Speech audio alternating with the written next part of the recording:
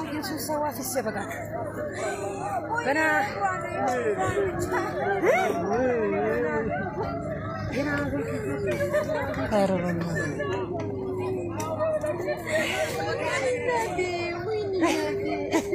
ما فتح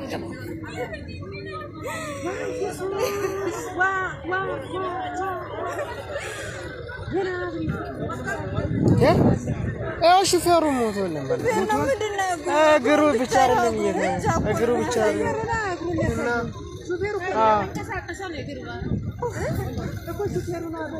قروا بشار اللي ينقص هون زي قصصي درفاق له شنو يموت حق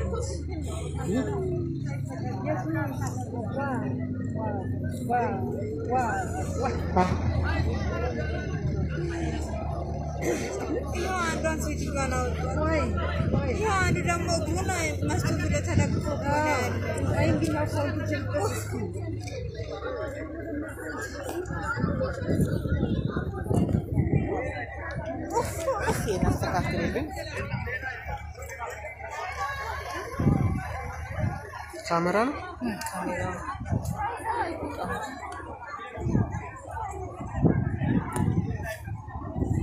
يا تستغرب يعني سالس كان سالي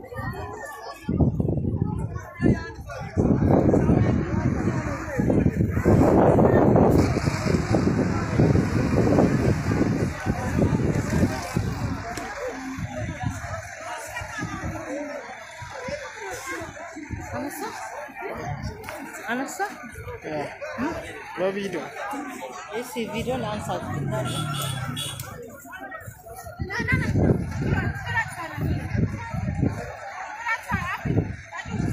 يا سبعة أنا سوا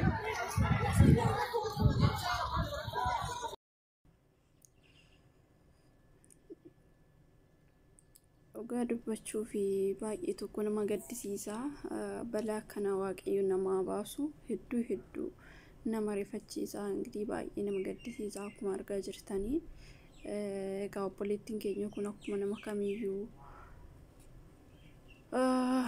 biyya ishiitirraa baatee gara biyya hambaa deemtee biyya hambaatirraa hojjettee nagamaan gara biyya ishii galtee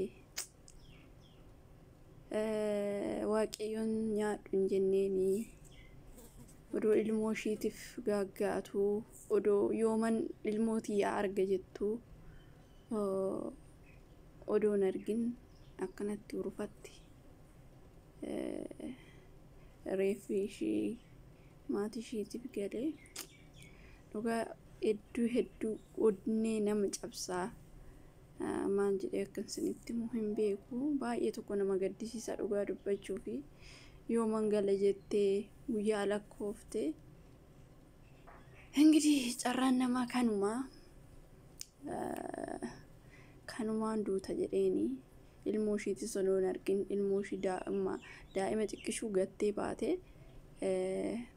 mucaa ishii guddatee fi uuman ilmootii arga jettee odoo garaa ishii odoo boqonnaa irraa hin argatin kinoo kanatti biyyeettis makamuun hin jira baay'ee tokko nama gaddisiisaa dhugaa dubbachuuf hedduu laphee nama cabsa እንግዲህ kinoo tazagaajjaatee nagaadhaan hojjettee akka nama kamiyyuu hojjettee biyya ishiin galtee gallaan immoo carraan ishii kana eeggatee dhugaa dubbachuudhaaf onnee nama cabsaa እንግዲህ waaqayyo lubbuu ishee amaaru wanti jedhamu tokko hin jiru እና akkanatti kinoo qophooftee galtee nagamaan gara biyya ishii geesse kanatti faradee siniin jedha dhugaa dubbachuuf carraan nama tokko baay'ee tokko maal godhu እንግዲህ waaqayyoon hin gaddisiisanii waan hundaayyuu tamasgiin jechuudhaan isa wanti godhan tokko hin jiru baay'ee garaa nama nyaatte kanan mana hin jedhamne እንግዲህ akkuma nama kamiyyittu kunoo nagaadhaan hojjetattee gara biyya ishii galuudhaaf galtee yani kana seexanuma itti faradee maaloo dhugaa dubbachuuf baay'ee tokko nama gaddisiisaan akkana rabbi nama baasu biyya keenya san seexanumatu jira. Dhugaa rabbii gammachuun ishii gara gaddaatti jijjiirra. Lubbuu ishiitu dhabdeetti dhiiste. Odoo galuurree baatte dhugaa dubbachuuf baay'ee tokko garaana nyaatte waaqa. Odoo boqattee guyyuma tokkorree boqatte maatii ishii ijaan argitee boqattee boqonnaa argattee boqattee reemaa garaa nama nyaatu. Gin baay'ee tokko nama gaddisiisa. Masheen maal godhu waaqayyo lubbuu ishee amaaru. Kan gannataa ishee haa taasisu. Yeroo takka kantuu bilaashii dhugaa dubbachuuf addunyaan tuni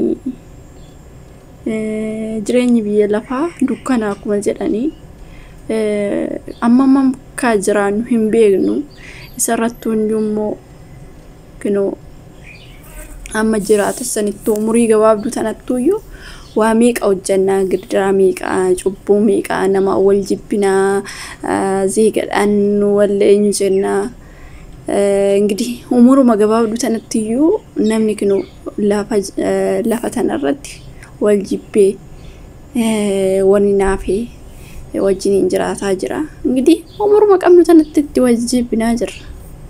Yan yeroo duun beeknu biyya ormaatittis an kun waggaa meeqa hojjatte dadhabbii ishiitillee osoo hin bahin biyyeetti makamteetti dhiiste.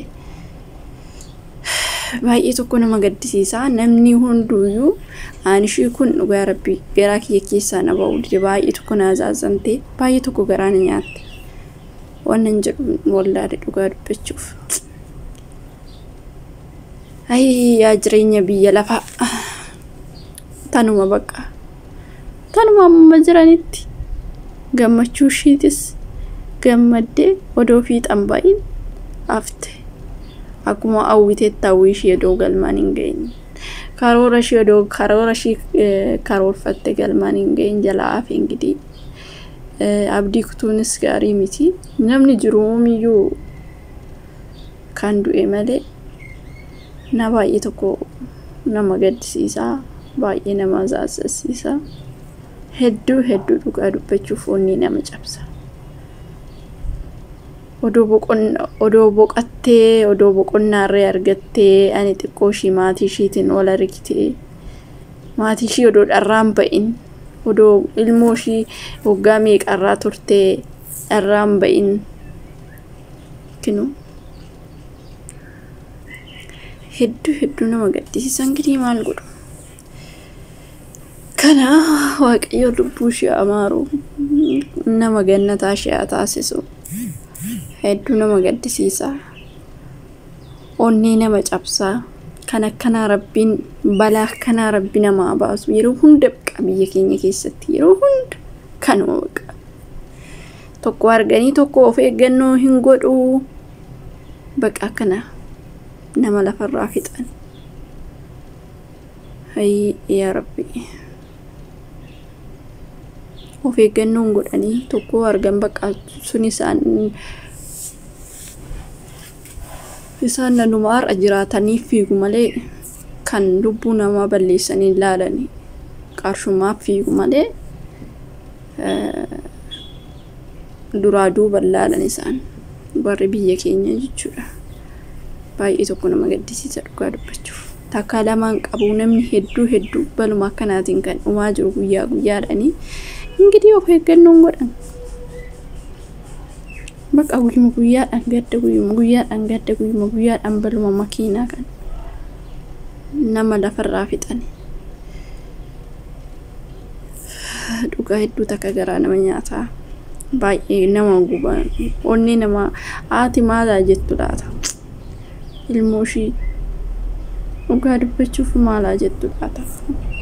Nama alagaayyuu garaan nama gubataa haati maalaa jettu waaqayyoon jajjabina ishiidhaaf yaa kennu hedduu dhugaa dubbachuuf hedduu garaa na nyaatteen. Maal godhu ingidihi ka waaqayyo ajaja waaqati kun balaa akkanaatis rabbi namaa baasu hedduu nama gaddisiisa. Wanti jedhan nama wallaalchisa. Ingidihi macheen maal godhu jireenyuma biyya lafaatu kana qaba. Enggidi baay'ee nama azaazan dhugaa dubbachuuf jireenyi biyya lafaatu ni dukkana. Yeroo hunduma bakkuma bakkatti